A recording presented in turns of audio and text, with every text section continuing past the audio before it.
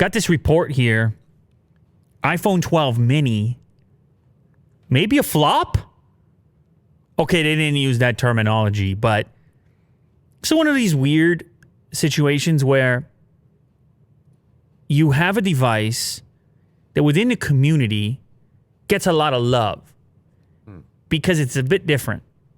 You know, it's a flagship Apple device, but small. But maybe it's one of these things that, as a concept, seems really cool. But then, once people are put in a position of actually having to make that choice of purchasing a much smaller phone, it's tough to pull the trigger. I see. In practice. No, I'm just speculating right now. I mean, based on the headline.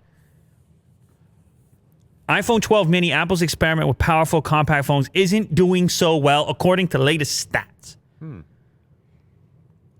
So we have some news here, some stats from Wave 7 Research, published by PC Mag. And it talks about the iPhone 12 mini accounting for only 4 to 5% of sales at each of the major U.S. carriers. Wow. 4 to 5%. Yeah. Now, to put that in context, the regular iPhone 12 accounting somewhere between 24 and 33% of sales at those same carriers, at the three major carriers in the U.S. Does that make it a flop, or is that what the expectation was, that it was just going to be a little 4 to 5% type of thing? Maybe. I mean, we are comparing it to the flagship, to the main flagship, the easiest one to remember, the iPhone 12, 6.1-inch display, whatever. Anybody and everybody looking for a new iPhone is like, where's the iPhone 12? Is it a fair comparison to put the mini against that and say, hey, why don't you sell 10% of units instead of 4 to 5? Yeah. Now, there's other options in the lineup that we're well aware of at higher price points. I think the funny part here is that the iPhone 12 mini was cheaper, starting at $699. But the question becomes, was it cheap enough? Or did that new iPhone SE with the much lower starting price satiate the audience that was looking? You didn't expect satiate this point in the morning. It's too much. Satiate that part of the audience that was looking for a small phone. Was the small phone crowd taken care of with the launch of the latest iPhone SE? Maybe. For $399, for $399. That's a pretty good price. Now, here's the tough part. Well, I mean, I made a video saying, hey, why do I like this phone? Because I like that mini iPhone. I held it. There's something comfy about it. I felt confident. I felt in control. I was doing the one-handed stuff. It's the way I felt. Really reminiscent of iPhone 4. Yes. There was a nostalgic component to it. Yeah. I felt like I was holding history. I felt like I was holding on to old Lou. You're holding yourself? Yeah, maybe I was. Yeah. Anyway, I'm not alone. I've seen all kinds of other people in the tech space. They are ranting and raving and riffing on the iPhone 12 mini. But I want to know who actually put their money where their mouth was. I want to know who actually threw the SIM card in and wants to live that life permanent style. Because I don't know if people are actually doing it.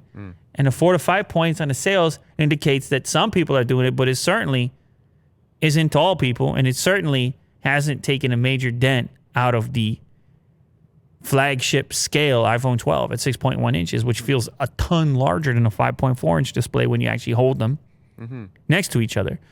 So, yeah, it could have been an SE. It could have been that it was a better idea than it was a product. That people thought they wanted something that they didn't actually want. That could exist as well. I'll send a question out to the audience members. If you're in the market for an iPhone, would you at all consider the mini model? Or does that seem crazy to you to invest $700 into a 5.4-inch phone? Is that too big of a hurdle to jump? I don't know. It's a tough one to pull the trigger on, Will. Yeah. Today's episode brought to you by our softest sponsor. Softest, Will. You didn't... There's no who's competing. I don't even know who's competing for softest sponsor. I mean, it's just... It will be MeUndies, and that will be that.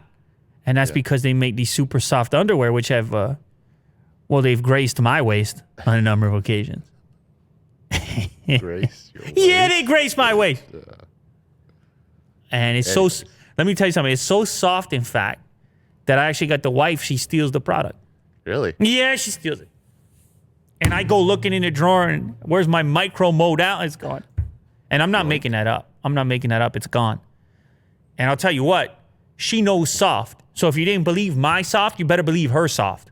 Well, there's women's. No, I know, but she wants to steal mine. Okay. Because There's options over here. Because there's a sentimental aspect to it, Will. Yeah. You know, when you love somebody and you should be close to them, you steal their underwear. Sharing is caring. Wow, you didn't expect that on this morning, did you? Man. You didn't expect You're that. on fire today. Here's the thing. Okay. People, they got that, they're wearing those old, worn out. They might even be wearing those white ones. They picked up like a case at Costco. They might be wearing those. And let me tell you something. Your wife or girlfriend, they're not stealing those for a reason. Yeah. They're not stealing those. However, look at these designs and styles over here. You're going to make a statement. And as much as I like the designs and styles, that's not what I'm here for. I'm here for the softness. I'm here for the micro modal. Because then I know. I get that little touch, that little feel. I feel like a confident man. I put that on in the morning. Mm-hmm. And nobody can hold me back after that. Super soft. Super soft. And oh, by the way, it's not just the underwear, undies, because it's called Me Undies. But believe it or not, it's other items too. The softest pants you ever tried on. The pajamas, the socks, the accessories. It's actually a number of items you might want to fill up the cart, and for the gifts as well, Will. Mm-hmm. Because Dog hoodies. Oh, you got might me get a right dog. there. You might get a dog hoodie. They even got the face masks over there. Right on. They got the slippers over there. Many things for the holiday season. All you got to do is head over. And oh, by the way, you're going to get a special offer. Don't let me forget that. 15% off your first order and free shipping. All you got to do is go to meundies.com/LouLater. That's meundies.com/LouLater to get 15% off your first order and free shipping. I'm going to drop the link down in the description of this video as well to make it easier for you. Get something for yourself. Get something as a gift. I'm telling you, get some of these soft pants for a loved one. They're going to look at you different from that moment forward. Mm-hmm. And I'm talking in a good way. meundies.com/LouLater. 15% off. We got some more Apple-related news. Many people actually sent me this story, Will. Many people. I was getting video clips on my Twitter. People said, Lou, got to touch on it. Mm-hmm. Workers reportedly protesting at Wistron iPhone plant in India over pay issues. We have video clips coming out of here. People smashing. Word that they were stealing laptops, destroying cars, setting things ablaze. In fact, I believe the current estimate coming from Wistron is somewhere in the neighborhood of 60 million damages. Lot of damages, man. You don't want damages, Will. Damages are not good. Nobody wants damages. They go set up a plant. They're like, oh, yeah, we're going to make these iPhones in India. We're going to get all these incentives. It's going to be a great idea. Oh, no, the plant's on fire. The plant's on fire. Now, we got to get the full thing out of the way, okay? Yeah. We got to get to the rock bottom of it. The claim from the workers, as I understand it, is that they were promised more money than what they got. It was a bait and switch tactic. It was to get them in the door. If you're an engineering graduate, this is what you get paid. Non-engineering graduate, this is what you get paid. And they went through, they did the work, and then they watched their paycheck diminish from the original agreement. Apparently it was diminishing over time. I don't know. Maybe we got to do some investigation here. Maybe we got to get somebody call in who was at the plant. Yeah. I don't Check out know their pay stubs. anybody personally, obviously, but I see the reports. I read the reports just like anyone else. Mm-hmm. They claim there's about 2,000 workers involved in a protest.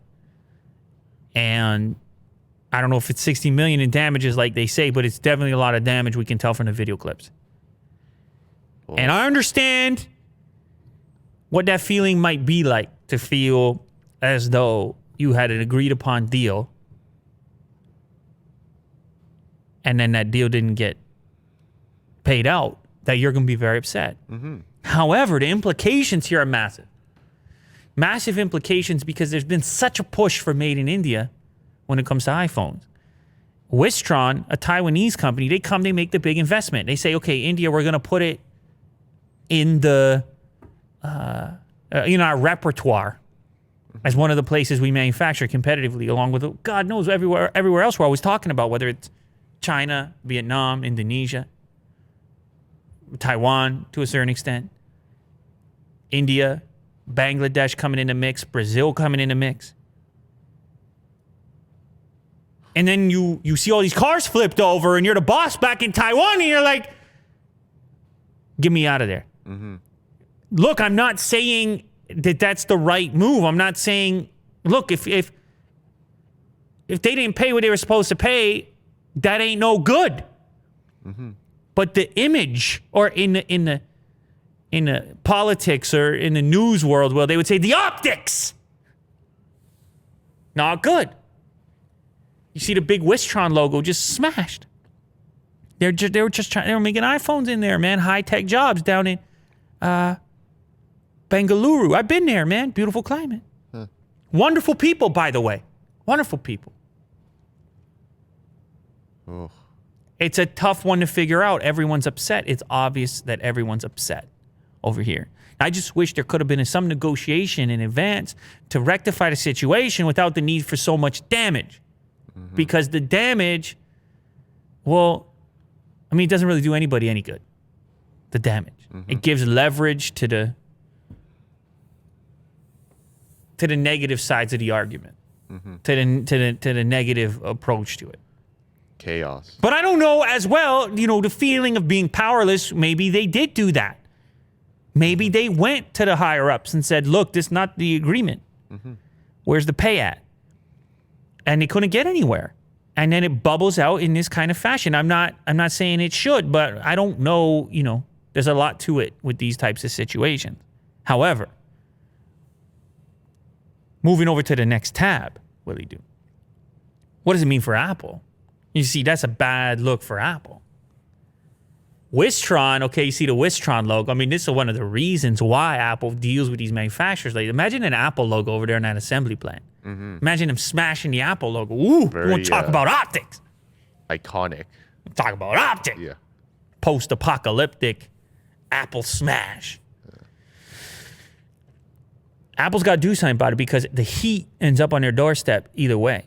Right, because they know these stories come out. They know it ends up on The Verge or it ends up on Lou Later, and people start to wonder, hey, why are these workers so upset? Apple, you're what are you, $1 trillion? You can't pay. You're not going to pay the workers. What's going on here? Reports of a sweatshop like Atmosphere. Is that what you want, Apple? No, you don't want that. You really don't want that. Yeah. And they've made moves in the past quickly, decisive moves. To put things like this to rest, to bed, to investigate.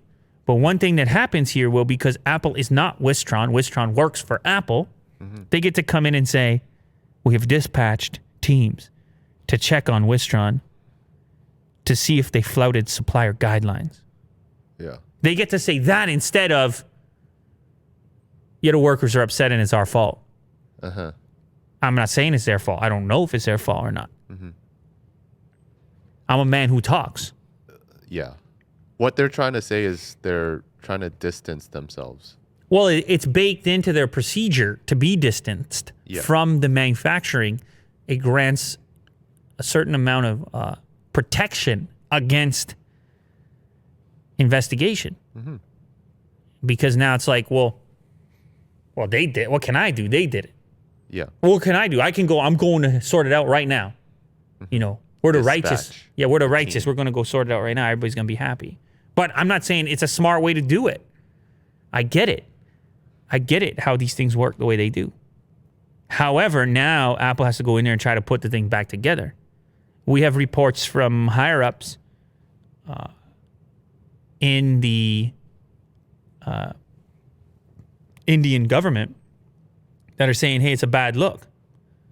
They're saying it's doing damage to the Made in India push, the Made in India campaign. because foreign investors are going to say that seems risky, right? It has huge ripples. On the flip side, trade union leader in India has said that the violence was a direct result of the, and here's the quote, brutal exploitation of workers and sweatshop-like conditions. You know Apple doesn't like that word. You know Apple does not like that word. So it's not even about money in this case. Yeah, that's what the trade union guy says. So you got to split. You got to divide. I knew there were going to be growing pains, though, because the way Apple likes to work in the Wistrons and the Foxcons of the world, you don't know how that's going to map to different places that have no experience with whatever that is, that thing. I visited smartphone manufacturing facilities, not Apple's, in China, and I'm like, whoa, this place is real tight. She real tight. Like everything goes from A to B and it's checked. Your supervisor checking your work. Right beside you. That you just did. Yeah. It's stress inducing. However, the results speak for themselves. You want a level of attention and a level of quality as an end user, as a buyer. It's hard to do it casually. Yeah. And it took years and years of experience. Time. Basically, I'm blaming you. I'm blaming the buyers for demanding such perfection. Yeah, I'm blaming you, Will. All right. Demand such perfection. Yeah. And it starts at the supplier level. It's tough to make perfect stuff. Anyway, Apple's on their way. Like they're on their way like Batman with the bat signal. The signal. Yeah. Went up in the sky. Tim's on the way to save the day. He's going to sort it all out, sit down with all the parties, unions, and... Bat Tim. Yeah, and sort it all out. Tim himself is going to flip the cars back over.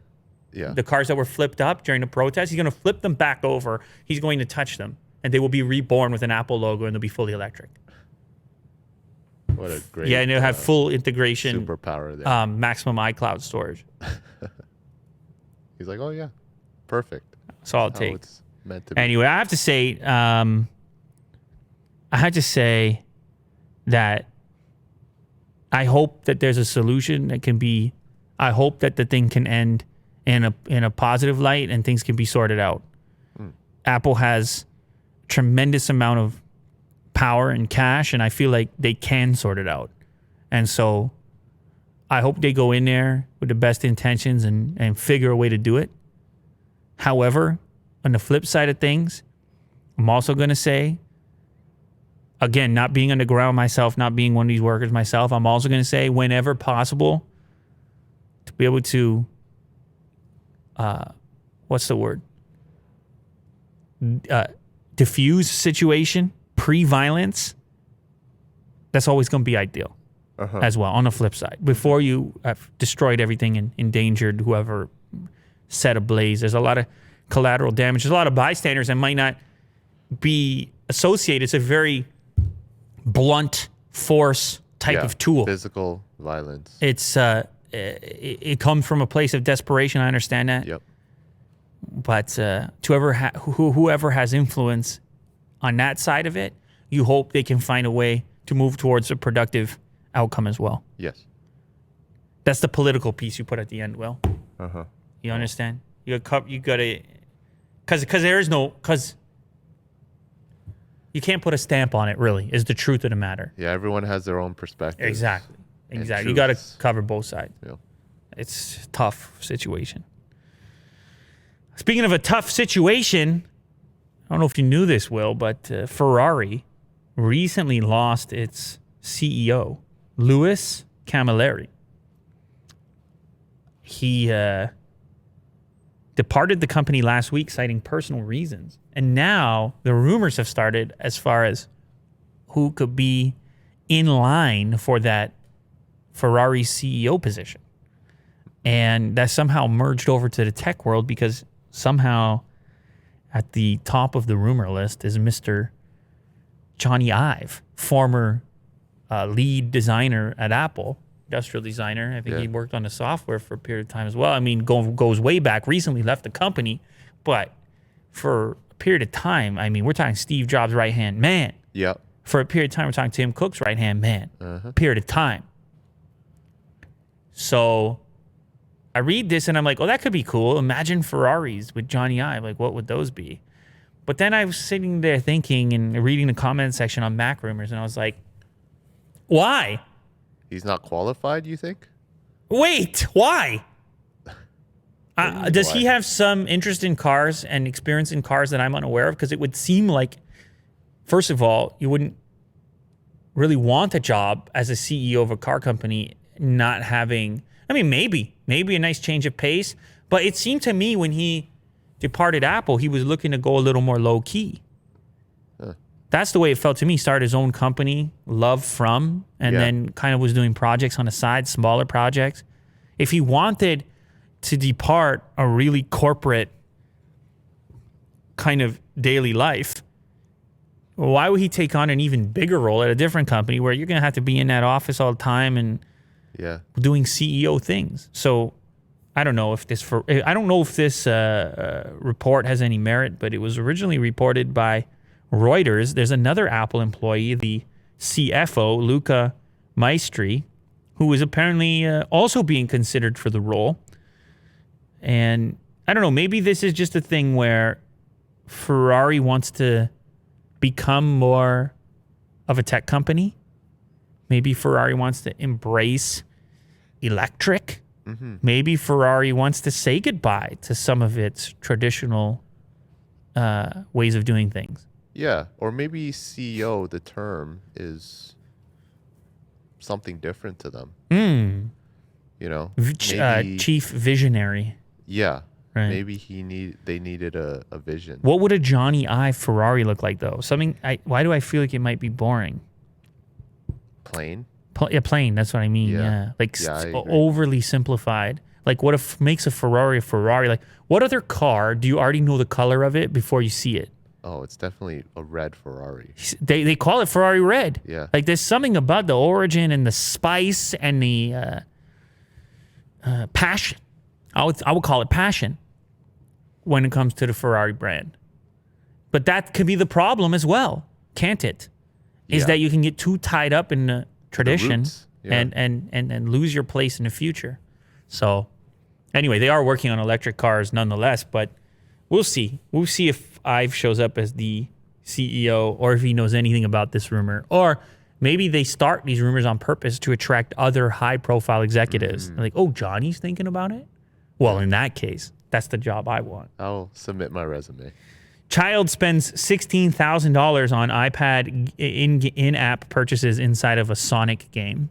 The 6-year-old was playing Sega's Sonic Forces and decided that they needed to buy add-ons for the game, starting from $199 up to $99.99 bundles. They needed those gold coins in the game. Okay. What kind of game has like a $16,000 like limit? Or not even a limit. No, that's just when they figured it out. There is no limit. Well, there's no limit, man. There's no limit to this. Now, there are differing opinions on this story, all right? So the 6-year-old was kind of obviously left alone with this iPad, if you think about it. Yeah. And people feel like, hey, man, don't let the iPad babysit your kid. Like, you should be at least nearby enough to recognize that the kid is constantly cashing in on these chips on the in-app purchases. And it's so easy. So easy. Oh. You gotta take a peek at the iPad every so often and be like, what are you up? Why are you so into this game? What are you doing specifically? The kid has some type of addiction. I don't even know a 6-year-old. Yeah, you know what? A 6-year-old knows kind of what they're doing, but not to the extent of maybe recognizing the massive implications for their family. And so, of course, there are features that exist inside of iOS to limit this functionality, to require a password or a Face ID before every purchase. And the mother, did not have those things in place. So many people are coming out and they're blaming her. And I get it. I understand that side of it, saying, look, it's your job as a parent you wouldn't give your kid your credit card either and say, hey, do whatever you want. So I understand that part of the argument. But then on the other side of the argument, they're saying, hey, where's Apple on this? Can they do anything to help? And Apple apparently hasn't been interested in helping at all. The credit card company, when they were originally contacted, because this woman this mother, I guess, hadn't checked her emails or didn't really necessarily know how to track these expenses, She contacted a credit card company, Chase, who they said it looked like fraud to them, and they opened an investigation. In the meantime, that investigation was going on, the amount of time necessary for a refund, it expired with Apple, and Apple didn't want to do anything. So currently, this regular family, I presume, relatively regular family, is in the whole $16,000 and really doesn't have much recourse outside of going to the news media and seeing what might take place. Mm-hmm. So a real rough situation, especially just before the holidays over here. And I don't even really know what my take is on it. To be honest with you, it's just terrible. Yeah. Somebody needs to step up, I think. Let's look at what was actually transmitted. A little bit of data, a little bit of gold coins went one way. Mm-hmm. Like, who needs to be contacted here?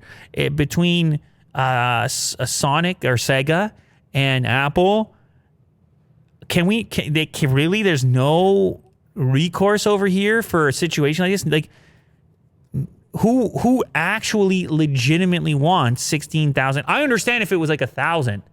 They'd be like, okay, that happens in our game. Some people spend 1,000. But what kind of maniac is spending $16,000 on the in-app upgrades on the Sonic game? Yeah. Like, this has to be an outlier. Mm-hmm. If you're Apple or Sega, shouldn't there be some sort of a, much like how the credit cards work when they believe there's a fraud, where they just shut the account down in advance and just say, this is too unusual, this behavior. And what degree of responsibility do we put on the companies to build in those algorithms to be able to identify when a particular behavior looks more like a 6-year-old? It's interesting that there's no regulations for these games, spending money in these games. Well, there should be a limit. Well, what they would say is that the features do exist to put those limitations. It's up to the parent to enable those features. Right, but that's the iOS feature. Yeah. It should be within the game as well. Right. Because if, the parents don't really know, like, the limits of it or like the features.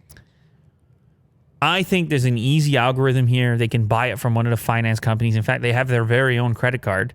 There's an easy algorithm to recognize a strange behavior, to put a freeze on the account, and then require a new password to be able to continue to spend, in which case the 6-year-old would have then not been able to do it. But anyway, that doesn't exist. Yes, the mother should be paying more attention. I think two things can exist together. Yeah. That it's like our earlier story. It's like, definitely your child should not be left alone exclusively enough with an iPad to even have the time to spend $16,000. If it's $199 for a pack, how many hours was this kid playing a game? Mm-hmm.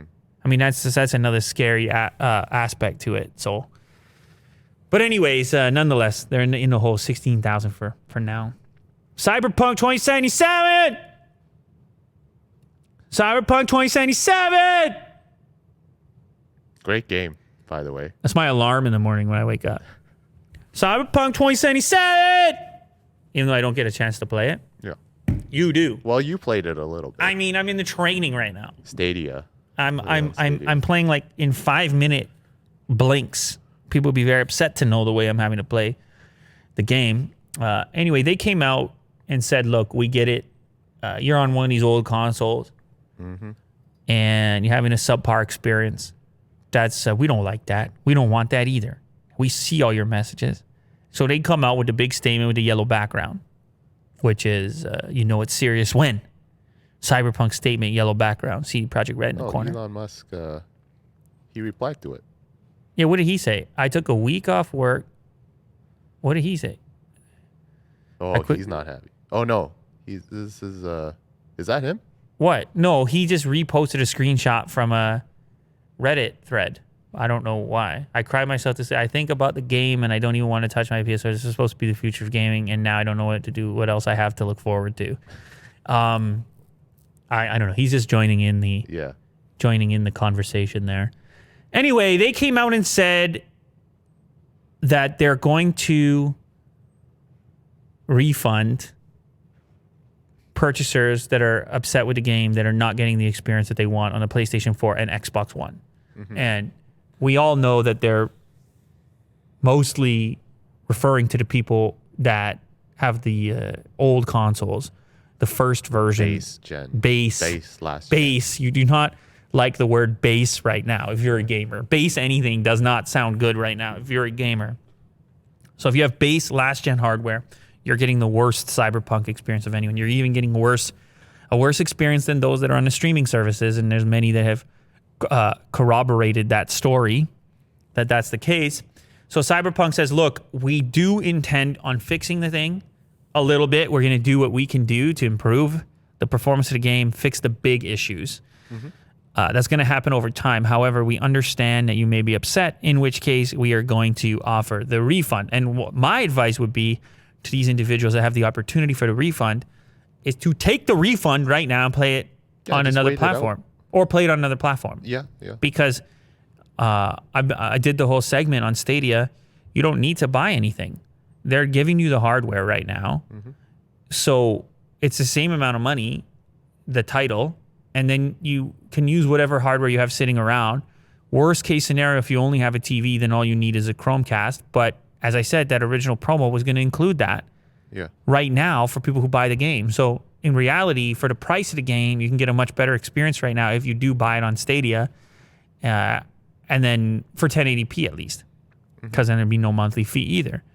So there's an option right there. If you take the refund, you can improve your situation immediately. Some people are also saying it's a bit shady how CD Projekt Red didn't show off the game on those platforms, but was willing to sell it. And however, they sent all the reviewers PC versions. Yes. Which is obviously the Very best unfair. way to play it. Yeah. And people are saying, hey, at least let us know what it's going to look like before we spend the money and before we get our hopes up.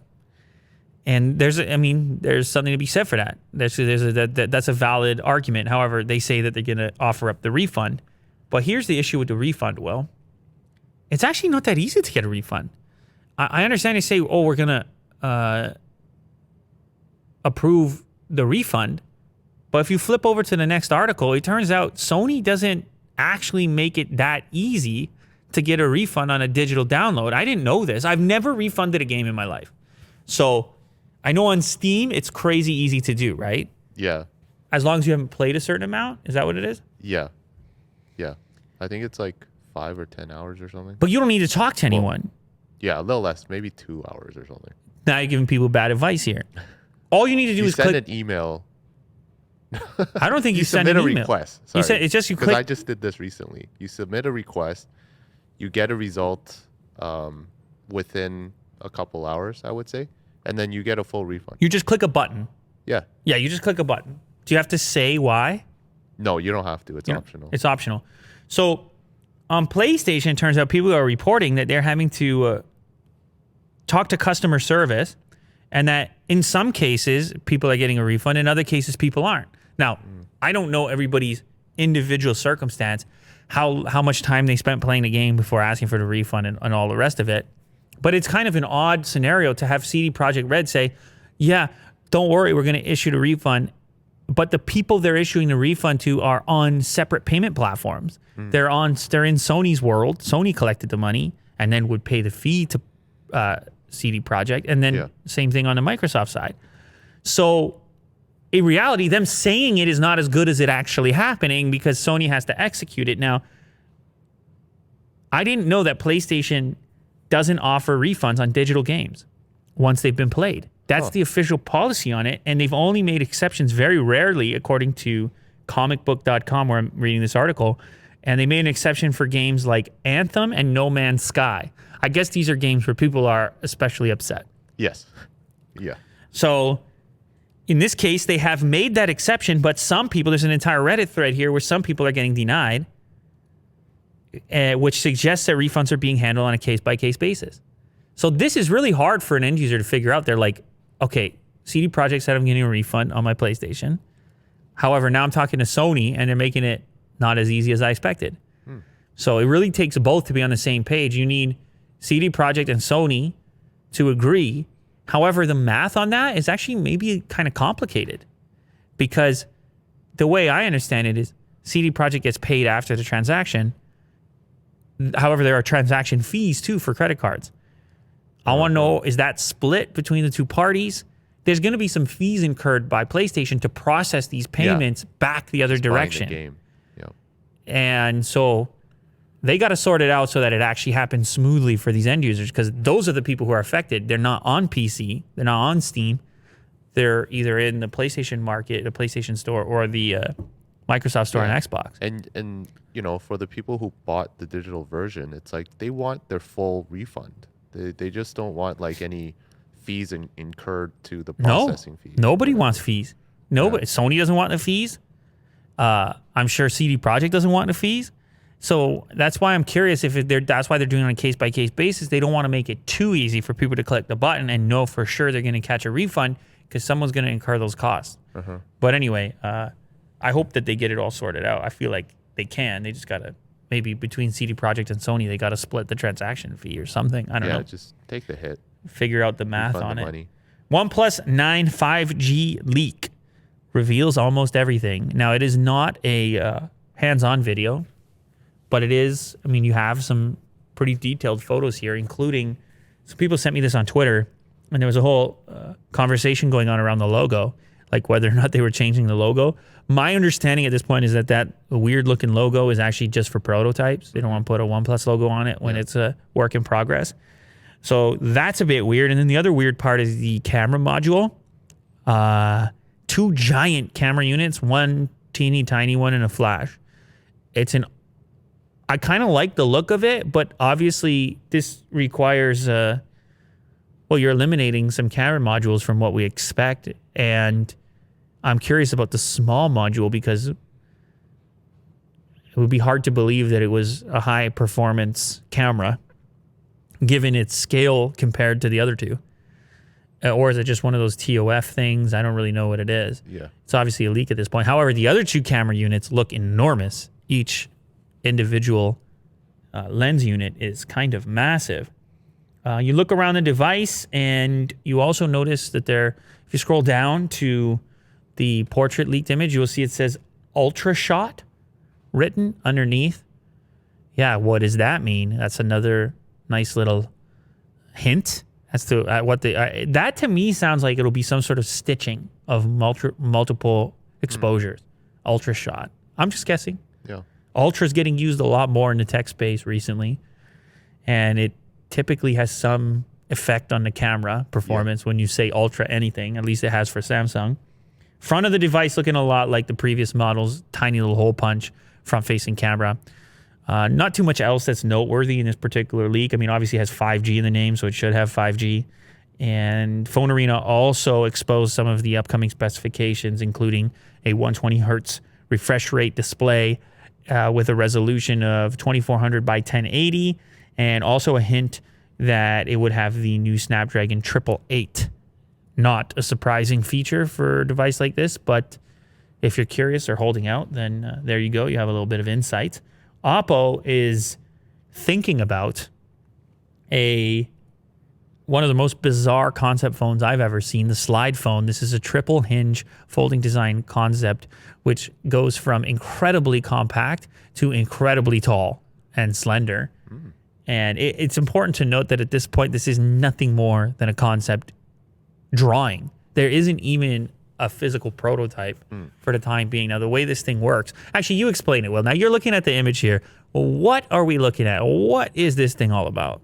It looks like a phone that is curling upwards into like a really long phone, extended long phone. It is very difficult to describe.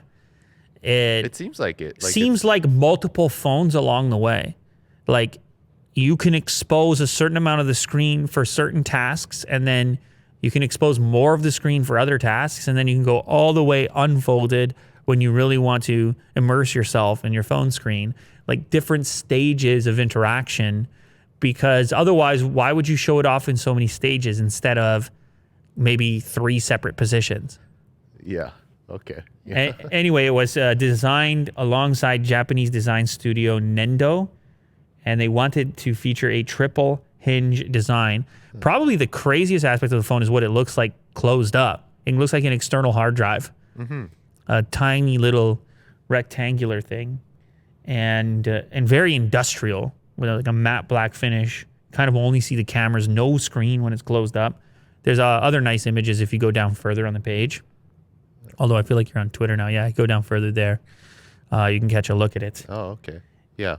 It's kind of a sort of fits in with the clamshell foldables, like the new Razr and the Z Flip, where it's meant to be used in one hand and as a portrait, and you can expose the screen in a one-handed kind of action as well. It's a very unusual look. I think if you go back, I think that's for taking better photos, selfies. That angle applied to the exterior of the folding portion. I mean, it's kind of crazy. Anyway, it's very ambitious. Pretty cool. When you see it in landscape mode, it gets a bit weird because you see multitasking. Video obviously is not in this aspect ratio. It's so tall.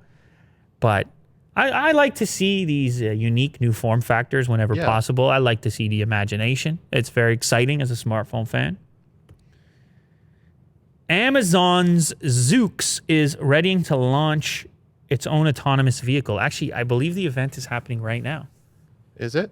I think it was taking place at 12 EST. I'm looking at 12:28. So I think the event is taking place right this minute. And they're talking about, again, a very ambitious development here. A robo-taxi, a legit robo-taxi, completely autonomous, tons of sensors and scanners, which are exposed on the exterior of the unit, which are said to be even safer than ones that are integrated. That's the idea, that they can actually see more of the vehicle as well as the surroundings in order to tell the vehicle's thresholds and space, and people getting in and out of the vehicle would be very important for a robo-taxi. This is a company, I believe, out of Australia, or at least they have investment from an Australian billionaire. Where is it? Where are they from? Startup launched by an Australian, Tim Kentley Clay, and backed in its early stages by an Australian billionaire, Mike Cannon Brooks, to launch an autonomous vehicle, which is obviously a taxi in this case. Of course, we've seen autonomous vehicles that are passenger vehicles that you can buy for yourself, but this could be a very big deal in urban environments, urban centers. You imagine an autonomous vehicle, it picks people up, takes them to their destination, very low impact, fits multiple people, goes autonomously to charge itself back up. That's the dream. That's pretty cool, man. No one has to drive anymore. That's pretty cool. So here we go. Look at this launch video right here. Very futuristic. You know it's got to be futuristic when you have magenta and teal. Yeah. Magenta and teal. Yes, all together, magenta, teal. Machine. Equals future. This vehicle could be in Cyberpunk right here. Oh, yeah. You hop on, but it's a real thing, man. You got to love it. Look how cool that is. I mean, it's definitely cooler than a bus. Wireless charging. You can watch Prime in there. Start trip. Look at this. Look at this. Buy some groceries. Built for riders. A lot of space. Look at the legroom, Will. Oh, yeah. Look at a cup holder, Will. It seems like it's like a bus. Yeah, it's very squared off, The but look of it. But the thing is, that's the most efficient use of space. Like the floor reminds me of a bus. You know how it transitions like this? Yeah, I don't know, absolutely. No, I look. It's definitely a utilitarian thing to it. Utilitarian vibe. On the outside, it has a friendly character, though. The face of it, I think it's kind of cool what they're doing. They have a lot of money. They got a lot of money. When you got billionaire money in there, and you got Amazon in there now, you're probably going to build something. Some originally thought when Amazon got involved that they might just want to take the technology and somehow have it enhance their distribution and like change it from being a robo-taxi, but it looks like that's not what's happening. No, but they're going to have TV Oh, yeah, their watch screens party is happening right now on YouTube. with Look at that. Yeah, right now. There you go. What are the chances? Right as we're talking about, they're having the launch party. Well, they already did. It was an 18-minute yeah. kind of video.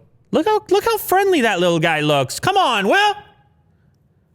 Go for a ride, dude. This is cool. Go for a ride. I don't mind going in there and watching a couple Prime movies. That's the Amazon piece. That's Free Prime movies while you're in there. Yeah, of course, you really do. You gotta work in all those extras. All the Amazon takeover. It's on a racetrack. Well, no, I mean, if it does well, then obviously the technology inside of it, when it does come to autonomous delivery vehicles and autonomous workers inside of the Yeah. warehouses, and it's all connected. But I think what they did there was pretty cool. It's Zooks. I don't know about the name, but McDonald's is giving away free food. Will, you didn't even know about that, did you? Really? You didn't know about that. No, I didn't. They are giving away everything from cheeseburgers to coffee. It's all to in preparation of Christmas celebration, all the way up to Christmas Eve, in fact. And all you got to do is use the app, the McDonald's app. Have you ever used it? Well, I was using it today. I didn't get any free food. Okay, this might So be a with that- U.S. only deal. I don't No. know, but or it might have just started. But anyway, you use the app, and it's all kinds of different free things depending on the day to celebrate Christmas, and it's inspired by many Christmas characters, including Frosty the Snowman, Buddy the Elf, the Grinch, and even Seinfeld's Frank Costanza. So you have A random twist. a random twist. It's a Festivus freebie to celebrate him. He did die. The actor died recently, so I think maybe it's a tribute. Oh, I see. Ben Stiller's dad. What's his first name? Frank? No. Frank might have been. Oh, Frank is his name in the show. Oh, It's Ben Stiller's dad. Did you know that? no, I didn't. Yeah. Frank, not Frank Stiller. What the heck is his name? Jerry Stiller. There we go. My bad. Frank Costanza was played by Jerry Stiller. Rest in peace, Jerry Stiller. And you can celebrate Festivus in memory of him on December 23rd. But anyway, each one comes with a special deal to celebrate each of these characters. I'll tell you what they are, these deals. December 14th, celebrate Christmas Vacation, the movie. You get a free double cheeseburger. Oh, December 15th, The Abominable Snow Monster is a free Big Mac. The Grinch is December 16th for an Egg McMuffin. oh, December 17th, you celebrate John McClane, which is a free McDouble. Do you know who John McClane is? oh yeah. Die Hard. Die Hard, Classic. the Christmas movie people forget is a Christmas movie. Celebrate Rudolph with a medium fry on the 18th. Gizmo, I don't know who's Gizmo. Oh, from Gremlins. From Gremlins, that's right. You get 6-piece chicken nuggets on the 19th. Buddy the Elf, pancakes on the 20th. Scrooge, you get a hot or iced coffee on the 21st. Frosty the Snowman, 22nd, will give you any size McFlurry. And for the Frank Costanza Festivus, you would get a free bakery item, apple fritter, cinnamon roll, blueberry muffin, etc. And then on Christmas Eve, you get a 2-pack or 3-pack chocolate chip cookie for Santa. Now, this sounds super easy to partake. All you got to do is open the app and buy anything. You got to spend $1. Oh, All you do is spend $1 on the app, and on any of those days, you get that item for free. that's a great deal. Yeah. Free items. Do you know Spend McDonald's $1? is getting innovative with the marketing? They did the what was it? Travis Scott. They did the Travis Scott. Yeah. And then they did some other celebrity that I heard about. It was in South America or something. Yeah. I don't want to call him some other celebrity. He's probably a megastar in a different region. That's J Balvin is his name. Oh yeah. Where is he huge? He's probably huge here too, and I'm just not cool enough. But J Balvin. anyway, they did these collabs, and now they're collabing with all the Colombian. He's a Colombian singer. My bad. Now they're collabing with the icons of winter on each day to do some innovative marketing. So whatever, have at it, go for it. You ever wonder how much it would cost, Will, to buy the best version of everything that Apple sells? Okay. So Might first, have to ask hang on. Let me Detroit set it up. Okay. You would get a phone, obviously. You would get some headphones, obviously. You would get a computer. You would get a display for that computer. You would get a laptop. You would get an iPad. The best of all of those things. Yeah. You would get the best accessories that Apple sells, first party. Uh-huh. How much would that cost you? Well, the Mac Pro is like, what is it, like 50 grand? in of itself. I would say USD. 120 grand. USD. Yeah. It's about $80,000. Oh, okay. Yeah. They did the math. What a crazy experiment this is. This was first reported by CNN. They had an iPhone 12 Pro Max. Comes in with Apple Care Plus insurance. And a MagSafe silicone case. And a MagSafe charger. That'll set you back $1,700. They actually had the Mac Pro only at $6,000. But that's to start. You can spec it up to $62,000. Oh. I Yeah, mean, that's where the price is. USD, like, man. 28 core Intel Xeon, 1.5 terabyte of memory, 8 terabyte storage, and a 32-inch Pro Display XDR. That's 62 Gs. So that one's a bit of a cheater because even if you're an Apple super fan, I mean, you're not really getting that. But you can easily get a MacBook Pro up to around $3,000. And I mean, they have a lot of accessories too for the MacBooks, leather sleeves. You can get a Magic Mouse or a trackpad or an external keyboard. They also had a high-end Apple Watch in there, all the way up to $1,648. The iPad Pro with 1 terabyte of memory and an Apple Pencil and a keyboard case, $2,583. So yeah, you can get some pretty hefty sticker prices if you're a true Apple fan. Throw in it the new headphones. Oh, right. They got this total at $80,000 for the year, and then you got to replace it all the following year. Well, because you're a true Apple fan, you got to set it straight. That's what I was thinking. Detroit Borg buys all this stuff. I'm just like, wow. You got to recycle it every year. Mm-hmm. That's intense. Yeah, they had the HomePod in there. They had 2 terabytes of iCloud storage. They had Apple Fitness in there. Mm-hmm. It's costing you $80,000 a year USD to be the optimal, ultimate Apple fan. You know what's crazy? Somebody has done this. Yeah, oh, yeah. Somebody has done this. There's enough people on the planet. Somebody has done this. You got to collect them all. Funny enough, I've probably done it, but it's just for videos. Yeah. Never recommend anybody be that crazy. But you know, it's crazy you can justify it. You make a video, people wonder. People ask that question all the time. They're like, what are you doing with all this stuff? Well, you know, you make a video and it pays off whatever the cost of the goods is. Mm-hmm. Like, it's not. And you use it. No, and you use it, and you need to have them around Pro, over the course of the year. You need to have that stuff around because everybody wants comparisons and all the rest of it. And in some cases, you give it away. Actually, 100 iPhone giveaways happening really soon. I'm putting a placeholder up. We're going to do it live, me and Will, on Unbox Therapy. So very, very soon. Stick around for that. We're legit going to be writing people's names and gathering shipping details for 100 people to give away 100 iPhones. Wild. Heavy. Anyway, last one of the day. Wayne Gretzky rookie card sells for a record $1.29 million. I don't know if you knew, Will, COVID, the lockdown stuff has really got people interested in collector's items. And it's not just hockey cards, baseball cards, Pokemon cards, figures, and special limited edition things. You got people all fired up. They're sitting at home and they want to get that interest going. Interest into something. They want to browse eBay, and it has all this extra interest elevates the price of these things. Anyway, the Great Ones collectible card from his rookie season fetched $1.29 million. It's the very first hockey card to sell for more than $1 million.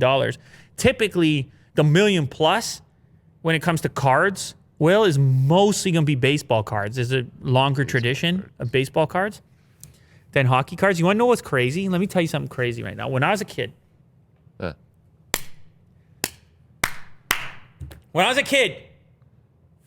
I was into hockey cards. And actually, I used no surprise there. I actually used to frequent one of the hockey card shops in the hood. Okay. And they had this card. I don't know how mint it was, but it was mint at the time. Mint was enough for us as kids. I mean, now they have all kinds of versions of mint. 10 rating. How mint. Yeah. Anyway, it was a mint card, and it was in the case. And I believe, now I'm going on some pretty long ago recollection here, but I believe it was listed for $750. when I was a youngster. Maybe I was eight years old. Is that crazy? I don't know, because at the time Gretzky was still playing. So it wasn't like he was, I mean, he was the great one, but it wasn't like the card was that old at that moment. I see. You see, the card is from 79, right? So you only have a mint condition. I mean, I would have had to buy it and keep it as mint as it was. Right. But that might have been, that's like Bitcoin level right there. Yeah. That could have Had I been picked that up. But worthwhile anyway, to investment. show you how hot the card collection is, the last time the same card sold was in 2016. It only sold for 465,000 in 2016. So the card thing is for real. The card hype post-COVID, mid-COVID times is a real thing that's going on. And if you're talking about hockey cards, if you're talking about hockey, then you're talking about Wayne Gretzky. And it's not hard to recognize that he should absolutely hold the record for the priciest card sold ever. And he does.